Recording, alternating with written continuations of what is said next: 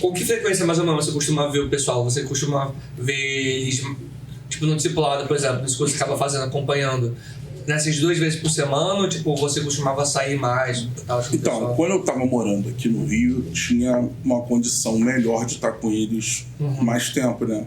Marcava com eles aqui na padaria do lado para comer pão com mortadela. Eles que eu digo, né? A galera toda não tá. Sim. É um. Tá fazendo o quê, cara? Não tô fazendo nada. Pô, vamos tomar um café comigo? Vamos fazer um lanche? Vamos. Eu tava aqui na padaria, bater um papo. Conversar como é que tá teu dia, como é que tá. Hoje em dia a gente tem uma coisa que é boa e é ruim ao mesmo tempo, né? Que é o WhatsApp. Mas é legal porque só você passar um WhatsApp e perguntar como é que tá. Como é que foi lá a apresentação do teu trabalho na escola. Chega aqui, senta, tira meia horinha de bate-papo, 15 minutinhos, troca uma ideia. Então chama para dar um treino. Porque assim, eu tenho hoje, aqui eu tenho 3 instrutores, mais o Rafael como professor, faixa preta, né? Então a galera hoje meio que tá tocando o treino, eu fico na supervisão, acerto alguma coisa, acerto outra, passo uma posição. Então isso acaba me dando tempo de encostar do teu lado e bater um papo contigo. Isso me dá a condição, muitas das vezes, de chamar um aluno para treinar.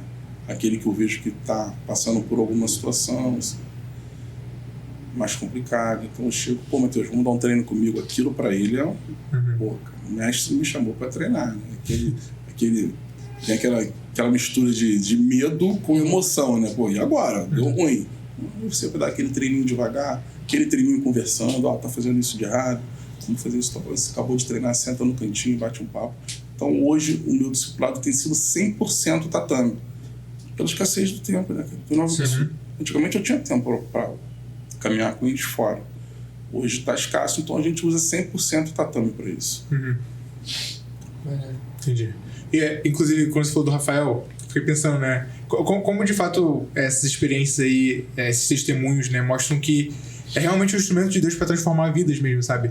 O Rafael, pô, não sei se tem alguém novo na igreja que não conheceu o Rafael, ou talvez alguém de fora que esteja assistindo, né? Mas, cara, todo mundo vê a vida dele hoje, sabe? Vê como Deus realmente transformou. Ele não tá mais congregando aqui com a gente, mas ele tá congregando ainda em outra igreja, né? Tá essa ideia. Tá firme. E tá firme, cara, tipo, ele se converteu mesmo, sabe? Aquele cara que tem realmente uma história de conversão mesmo. Cara, e você tá falando isso pelo que você tá vendo hoje. Tu não conhece a história.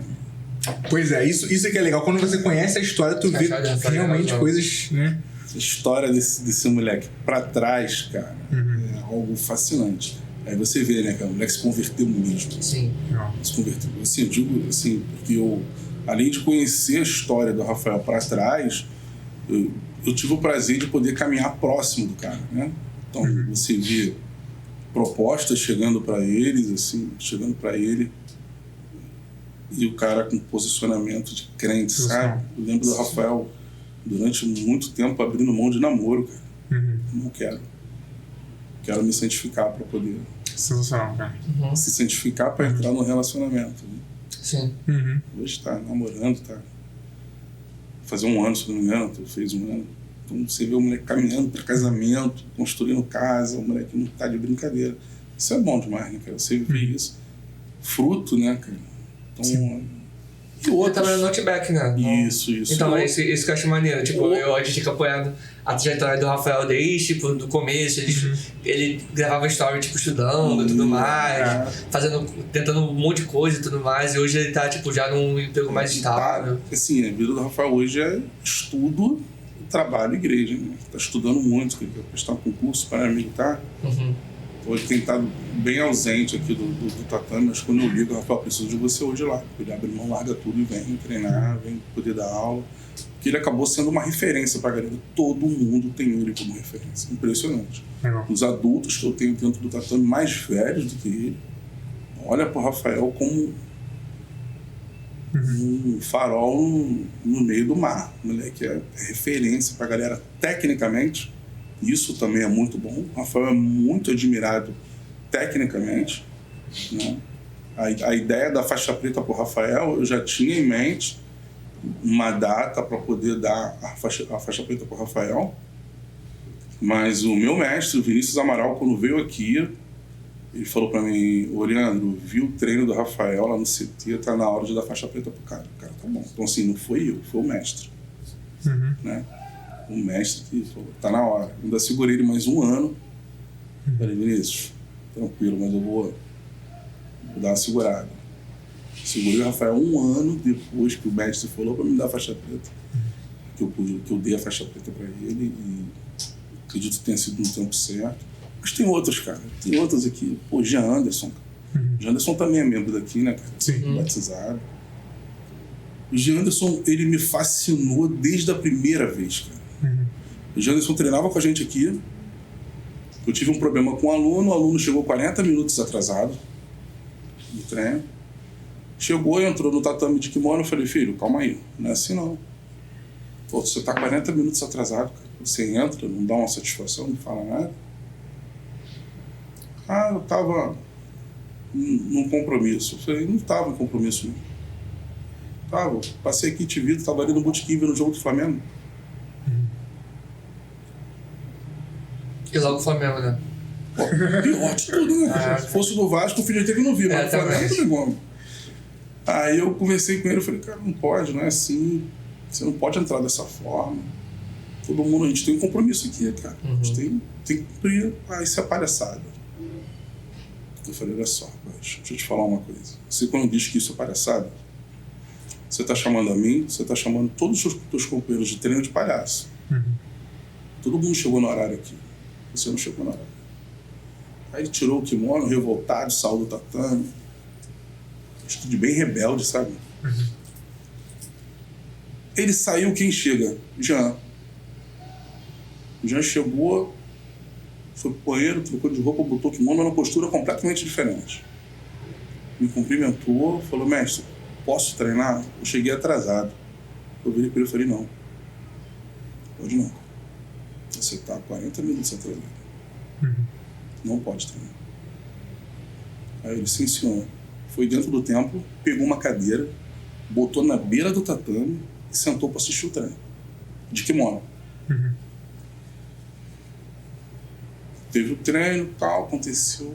Quando acabou o treino, a gente orou, terminamos o treino, ele foi o primeiro a levantar da cadeira e tirar uma placa do tatame para ajudar a guardar. Isso para mim foi um negócio maravilhoso, né? Eu falei, rapaz, esse garoto é diferenciado. Eu fui conversar com ele. O Jean Anderson, hoje também está no Outback, né? Muito bem no Outback. Lá. Acho que ele virou gerente. Eu acho que é. E o Jean, ele... Eu esqueci o que eu falo. Alguma coisa da história dele? Jean, eu fui conversar com ele, eu falei, pô, Jean, deu mole, cara. Horário, tem que estar em cima disso, cara, não pode vacilar. Ele virou pra mim, pô, mas eu tava trabalhando. Eu falei, pô, tá trabalhando? Ele falou, tô. Eu falei, pô, legal. Trabalha com o quê, Jean? Ele, então, mestre, quando as pessoas querem fazer obra lá em cima no morro, o caminhão não entrega lá, né? Porque carro não chega lá. Então as pessoas compram material, pedem para deixar o material ali embaixo no morro e eu pego, por exemplo, areia, pedra no balde e vou subindo e descarrego lá em cima. Saco de cimento. Você nunca tiveram a oportunidade de entrar no Morro do Amor, não, né? Tem a cachoeirinha do lado de cá, o Morro do Amor é mais parado. Tá, não, então não. Irmão, escada íngreme, irregular, é ali. E o Jean pega todo o material, areia, pedra, cimento, e subia, descarregava lá em cima e descia. Era isso que o Jean estava fazendo, que ele chegou atrasado no treino. O outro não estava de brincadeira. Não estava no jogo do Flamengo, estava trabalhando. Tanto não estava de brincadeira que você viu o resultado do Jean hoje. Né? O Jean é faixa marrom, meu aqui do projeto. Ele auxilia uma outra academia também da mesma equipe, que fica ali em Vila Isabel, também dando aula lá. E o Jean Anderson, ele está caminhando, recebeu um convite, foi convidado, e o Jean está indo para os Estados Unidos para dar aula lá, cara, de jiu-jitsu. Aí a gente entra na questão social, né? O reino de Deus tem que promover mudança, cara. Com certeza. Chega, não pode estar a mesma coisa. Não tem como estar a mesma coisa. A mudança de postura do Rafael hoje, a mudança na história da vida do Jean, manifestação do reino. Eu não atribuo isso a outra coisa. Não tem como. Tem outros alunos que eu posso te contar a história aqui, de bênção, de mudança de vida, que você vê nitidamente a manifestação do reino na vida da pessoa, sabe? Cara, perfeito. Eu falo muito sobre isso, né? Fico até meio preocupado de ser muito repetitivo, né? Mas é porque a gente evangélico tem uma tendência a tornar o evangelho, né, e o cristianismo muito abstrato, né? E aí lidar com conceitos super abstratos e tal. E eu tenho até uma experiência com isso pessoal, porque o evangelho brilhou pra mim depois que eu ouvi uma exposição que fez muito sentido, né? Em termos de justificação pela fé e tal. E aí a convicção de pecado veio, e a ideia de que eu preciso crer em Jesus para perdoar meus pecados e tal, enfim. Lógico, isso tudo é correto, é bíblico, é muito bom. Só que eu fiquei, mano, já que isso brilhou tão forte pra mim, eu achei tão belo o evangelho por me conceder perdão enquanto eu não merecia, né? Eu parei aí, fiquei só nisso, tipo, como se isso fosse a única coisa e tal, e a parte da vida material não fosse a coisa mais importante, né? Mas, cara, quando a gente vê a própria narrativa bíblica, isso não faz o menor sentido, né? Perdão de pecados é um assunto importante, né? Mas nada disso está desassociado da vida real e material das pessoas, né? Sim. Deus criou um mundo físico, material, né, que foi corrompido pelo pecado, e o projeto de Deus é em restaurar a criação como um todo, né? Inclusive, em Deuteronômio, Colossenses capítulo 1, o sangue de Cristo reconcilia todas as coisas com Deus. Todas as coisas, sabe? E aí quando você vê Cristo vindo, por exemplo, uma coisa que a gente às vezes perde, por exemplo, os milagres. Jesus veio e anunciou que o reino de Deus estava próximo, né? É assim que a mensagem de Cristo é resumida nos evangelhos. Então ele está falando sobre o reino de Deus. O reino de Deus se faz presente ali e tudo mais na pessoa de Jesus. E como Jesus ilustra isso? Com os milagres, sabe? Ele cura uma pessoa, né? E aquilo ali está meio que adiantando um elemento do reino futuro, sabe? Sim. Lá na frente, quando Deus restaurar todas as coisas, não vai haver mais doença. Então ele cura a pessoa da febre. Não vai haver mais morte. Então ele ressuscita uma pessoa dos mortos, sabe? Não vai haver mais opressão. Então ele expulsa demônios. Esses milagres, eles têm tudo a ver com Deus restaurando a sua criação. E são flashes do mundo por vir, sabe? E aí, isso tem um auge, um ápice, quando Cristo ressurge dos mortos. Sim. Ele ressurge com um corpo novo, material, físico, com o qual ele come, inclusive, com os discípulos, né? E um corpo que não morre mais, sabe? É como se Deus estivesse inaugurando o seu reino, né? O seu reino por meio da ressurreição de Jesus. Ele está anunciando, Deus está anunciando, eu estou reconstruindo o mundo, e eu começo essa reconstrução, né? Reconstruindo o corpo do meu filho, sabe? Nesse mundo não vai ter morte. Nesse mundo não vai ter morte, nesse mundo não vai ter doença e tal. Enfim, eu tô falando disso porque às vezes a gente perde que isso é algo que a Bíblia tá realmente interessada em falar. E quando a gente olha essas histórias do cara que tem uma vida difícil, cara, às vezes a gente, no nosso conforto de classe média, não tem noção do que esse pessoal passa, cara. Sim. Tem noção. E aí eles vêm pra igreja e o evangelho transforma a vida deles, cara. E de verdade, isso é concreto. Sabe? É concreto. É porque, tipo, não é apenas uma mudança moral. Eu fazia tal coisa, aí hoje eu não faço mais. Eu não fazia, hoje eu faço. Tipo, ou até uma mudança racional. Eu cria nisso aqui, eu acreditava nisso aqui, agora eu acredito nisso aqui em uma coisa diferente. Não, isso muda a vida deles. É claro que às vezes a gente tem um medo, né, de não cair em alguns problemas teológicos, né? Você tem teologia da prosperidade aí e tal. Só que, enfim, cara, essas heresias, elas sempre são um problema porque elas pegam um aspecto correto e enfatizam mais do que tudo, sabe? Sim.